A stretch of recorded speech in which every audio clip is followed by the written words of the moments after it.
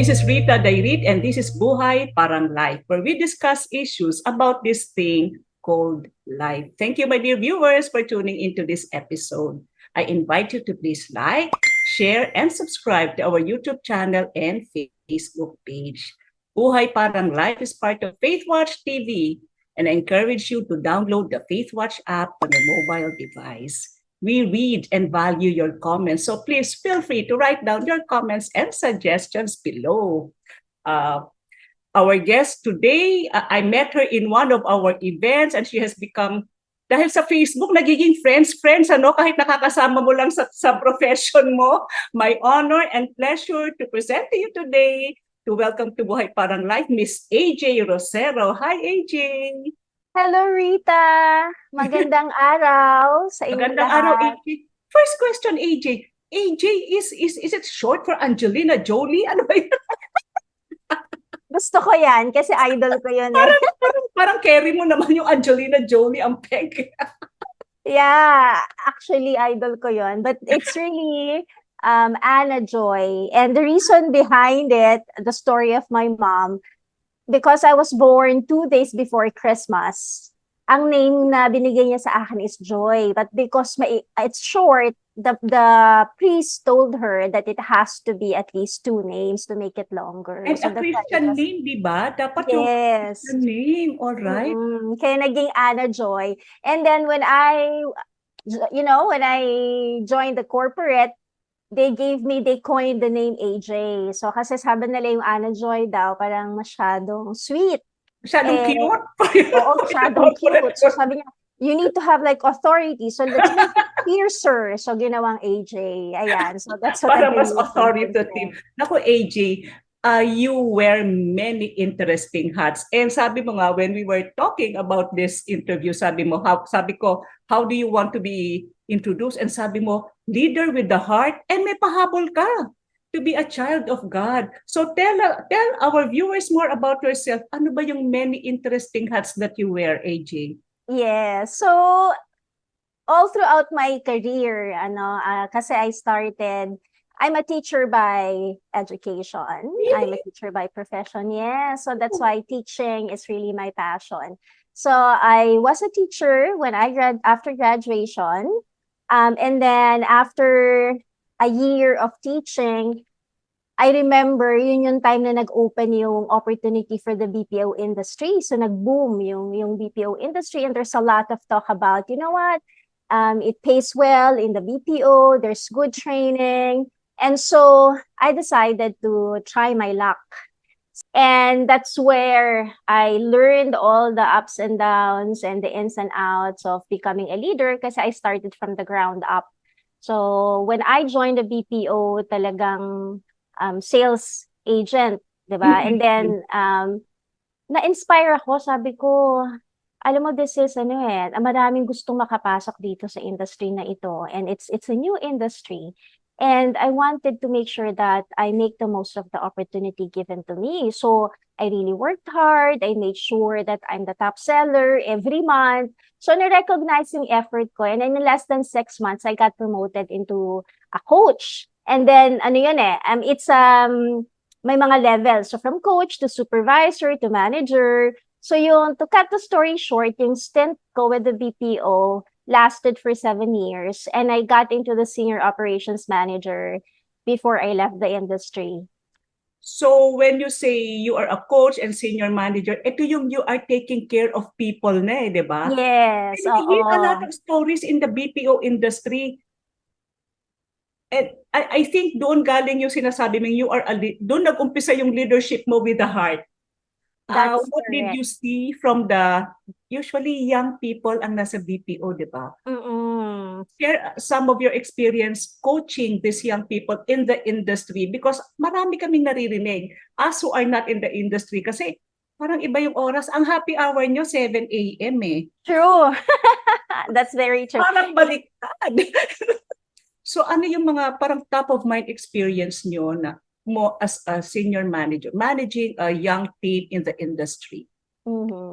It actually hasn't changed ano, kahit na many years ago, tama ka. Hanggang ngayon ang happy hour is morning kasi most are graveyard shift. Although may mga Right. morning na rin, mga Australian accounts. Right. Uh, but in terms of in terms of how to be a leader in the BPO industry and mga young people, you also have to feel young, but you have to have the authority so that they will respect you. So I remember I was managing more than 500 people kasi as Wow. we grow, oo, as 500 people.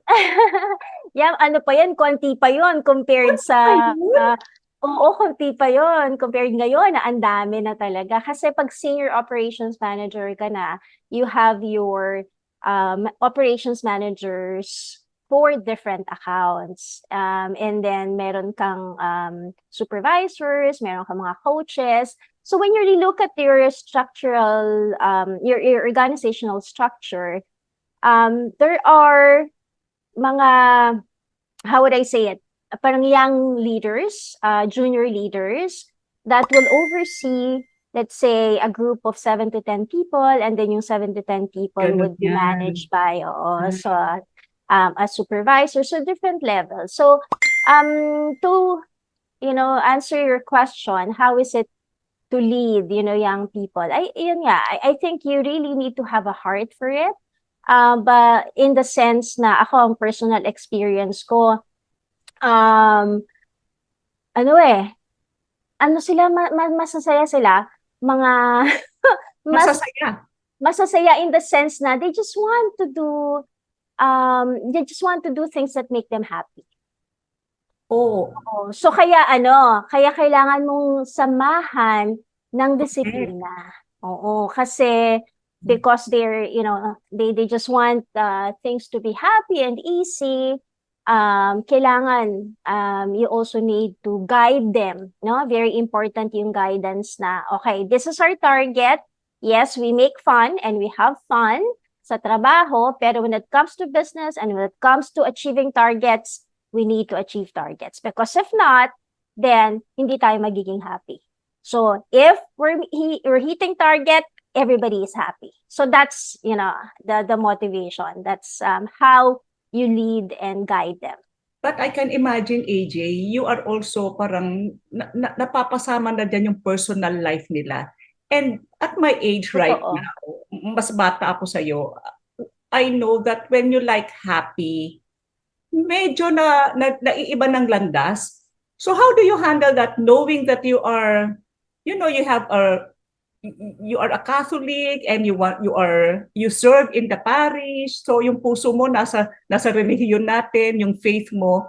So how do you handle this young people's continuous search for happiness? Alam ko yung generation niyan kailangan happy sila. Pero not all, minsan sa iba natin, sa mali ba nakikita yung happiness? Oh, How I do love you the balance that? question. Oh, I super love the question.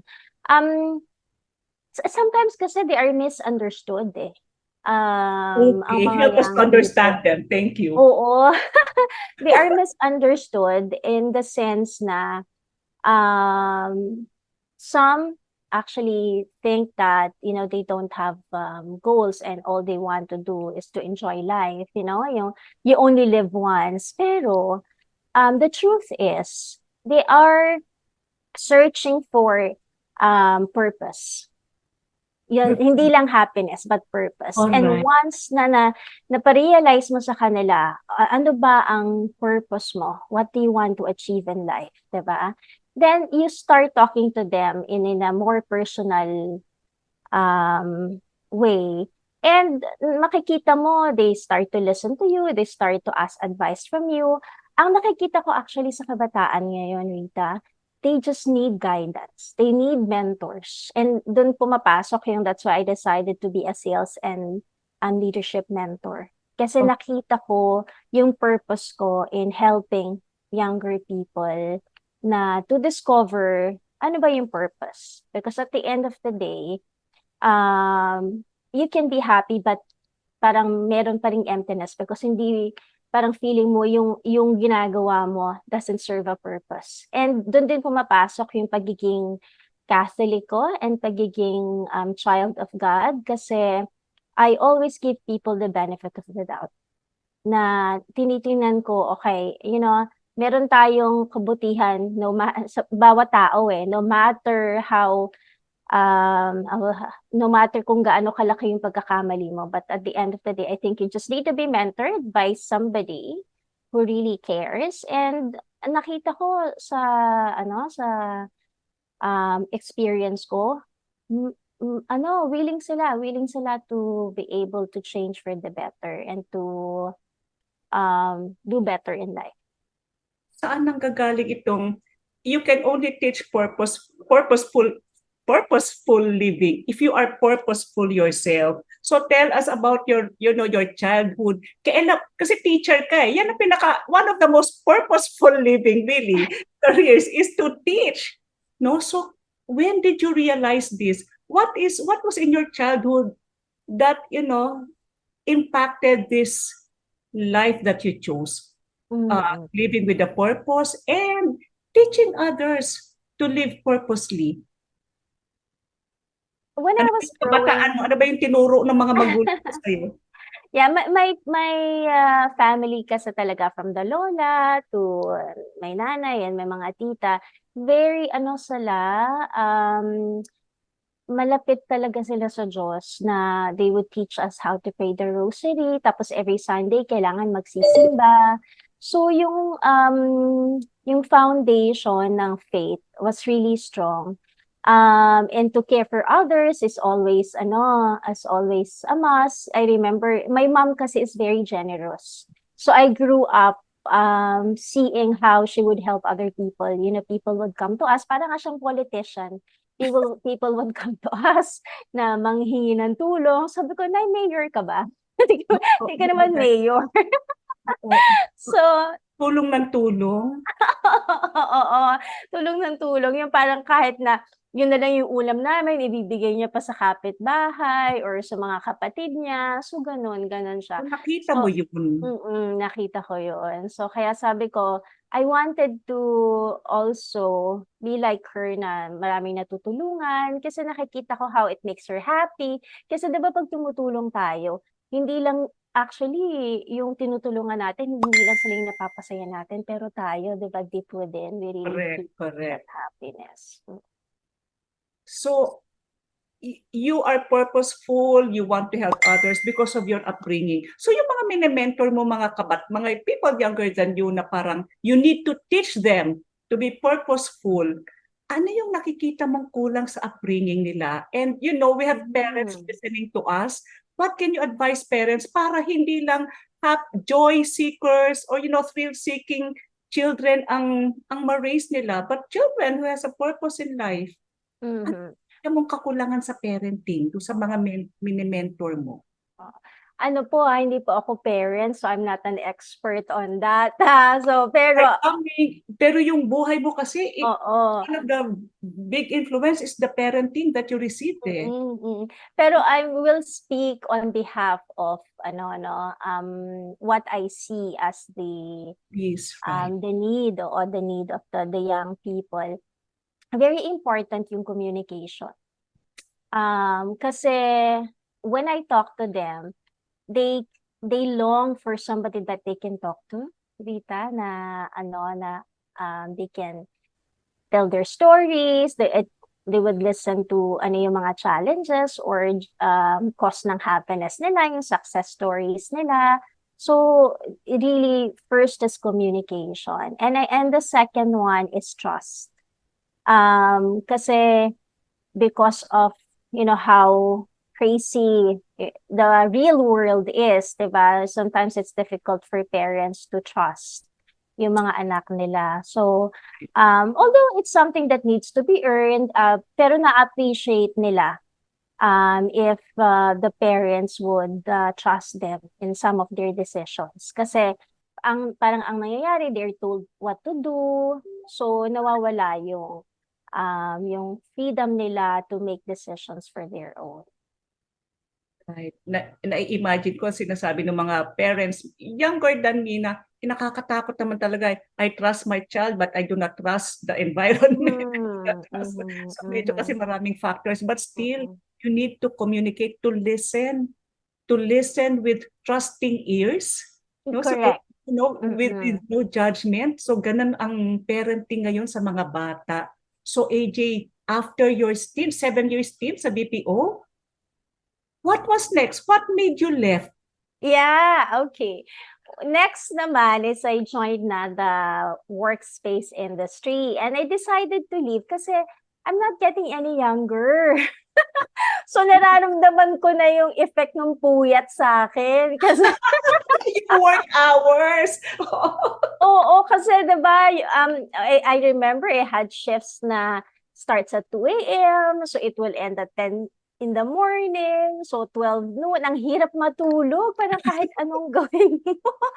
Tapos ang traffic pag-uwi mo, 'di ba? So it was Right. really difficult. So sabi ko, "Ay, naku, parang ano yata, hindi na kaya ng katawang lupa ko." So the spirit is willing, but the flesh was aging. Yes, correct, correct. That's the best way to put it. So I decided, sabi ko, I need to do something that would develop my career, grow me into somebody na ano naman, ibang industry naman. So napunta ako sa workspace Workspace, okay. solution industry or the real estate industry. So I've been in the real estate industry for 12, 13 years already. And I'm loving it. And now I am the executive director for PropTech Consortium of the Philippines. It's a nonprofit organization. And our goal is to digitalize the real estate industry and to be able to address the pain points ng mga developers, ng mga Filipinos when it comes to housing. Wow, that is parang very, very far from your teaching career, your Oh, mentoring in the yeah. BPO industry. How do you shift gears? Paano ka, a lot of people, young people, no, parang they want to shift careers.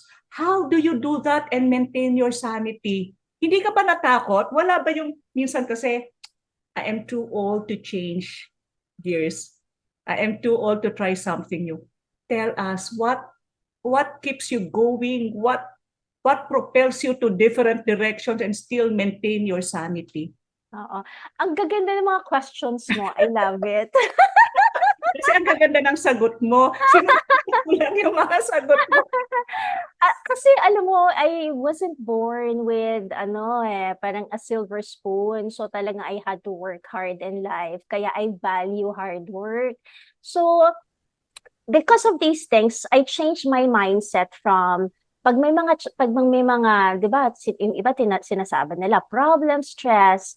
I decided, you know what? I don't want to call these problems and stress. I want to call these challenges, and I'm gonna turn these challenges into opportunities. So every time I would decide to try something new, I would put that in my mind na, "Okay, this is another challenge. This is an opportunity for me to grow and develop and become a better person." So that's how I have been dealing with the changes in life. Sabi mo, AJ, you were not born with a silver spoon. I think sa bansa natin, mga 2% lang yata yung born with a silver spoon. Most of us really has to struggle to climb up the corporate ladder, the profession, the business world. So, ano yung advice mo to those who are watching na, ay, kasi may mga limiting self-talk, diba? Yung ganito lang, Oo. tama na ako dito. Did you ever Mm. tell that to yourself or were you too, baka masyado kang happy? Joy ka nga Ana Joy eh. Oh, sabi mo nga kanina, no, you told me may challenges with not being born with a silver spoon. Ano yung challenges that you faced? When Eh, I was how did you parang overcome it? right. No, I came from a broken family. Okay. And I remember my mom and dad separating when I was young. And that's one of the biggest challenges that, we had to experience. But because of that, I learned the value of the importance of family and love, diba? And then when I was in college, I decided to work while studying. So that's another challenge because it's not Working easy. student ka. Yes, I was a working student at 18 years old. So, kaya ang hirap pagsabayin, especially engineering yung course ko. So sabi ko, Yung oh my. engineering na, maganda na. Beauty and brains. I always knew you were intelligent, pero ibang ibang level yung engineering sa akin eh. Engineering student ka.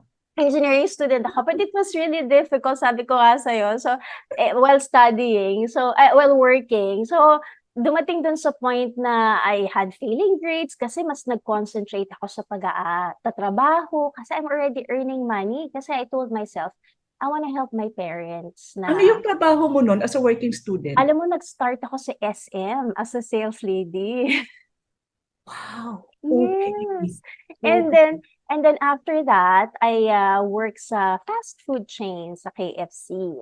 So I think I stayed there for about, sabi ko magta-try lang ako for 6 months, but I did enjoy it.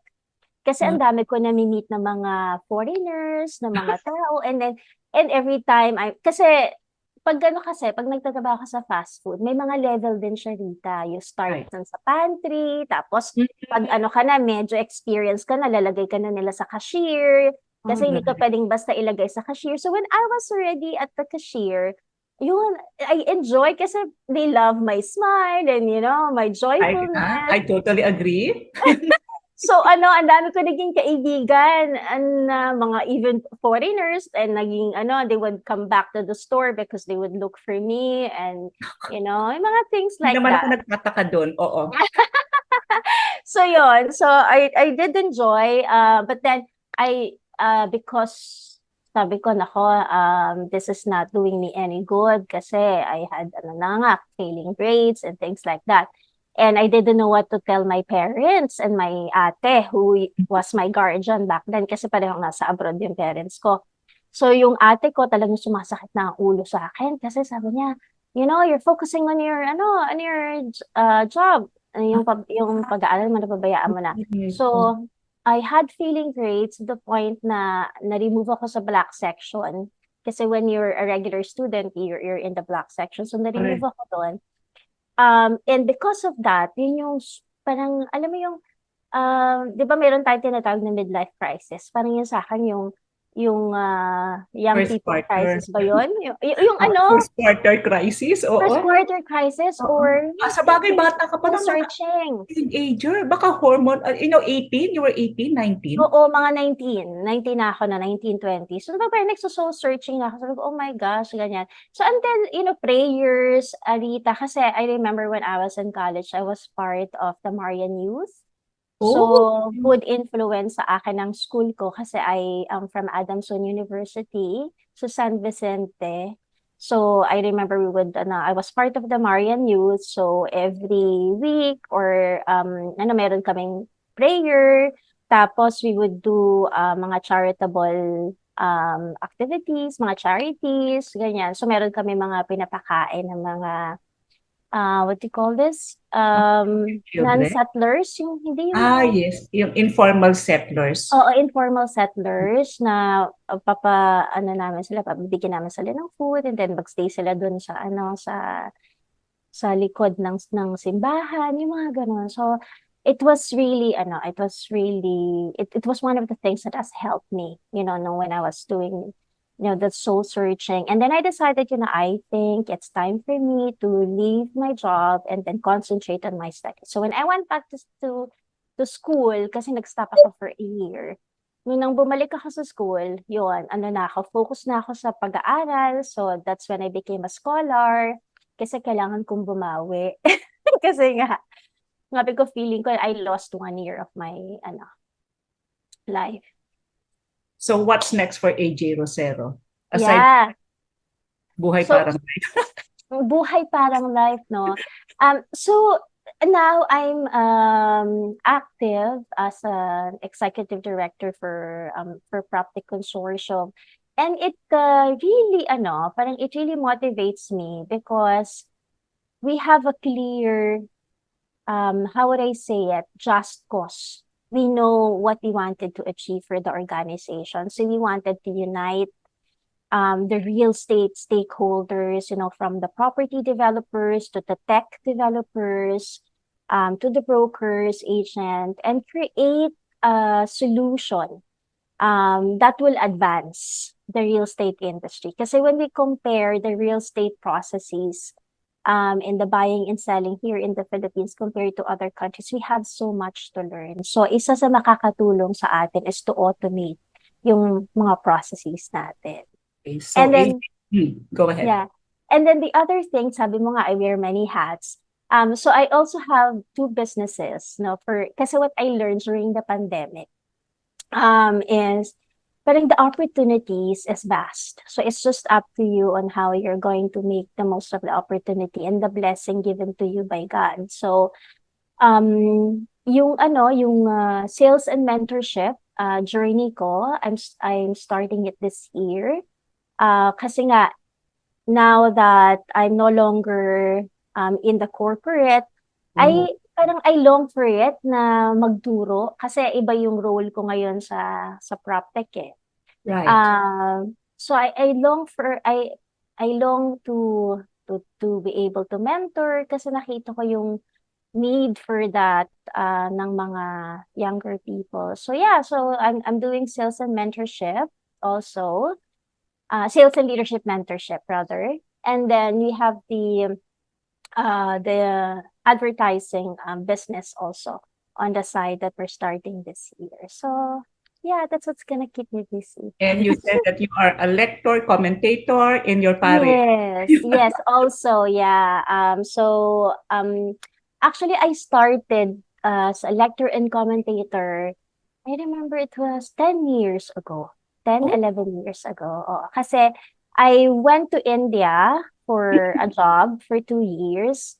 And because it was one of the greatest blessings I have received, sabi ko kay God, alam mo, Lord, pagbalik ko, I wanted to give back to you and serve. So, when I went back, kasi every time magsisimba ako, I remember, parang matatanda na kasi yung mga nagle-lecture commentator. so, minsan, Kailangan ng palitan. Hindi na. Kailangan ng we need always Kailangan ng tulong. Oo, diba? Kasi minsan hindi na nila mabasa masyado. Nagkakamali na sila. Yung parokya namin may stairs pa. Baka mahulog pa. Oo, diba? So, yun. So, sabi ko, ay, naku, kailangan ko silang tulungan. So, yun. So, tapos naging coordinator ako. I became the coordinator for our pastoral. Wow! PPC coordinator! Pero no, hindi PPC ha. Ay, pastoral ba yun? Pastoral. Iba yung sa parish, Commission on pastoral. Oo, for the MCR, for the mentors commentate, lectors commentate. All right.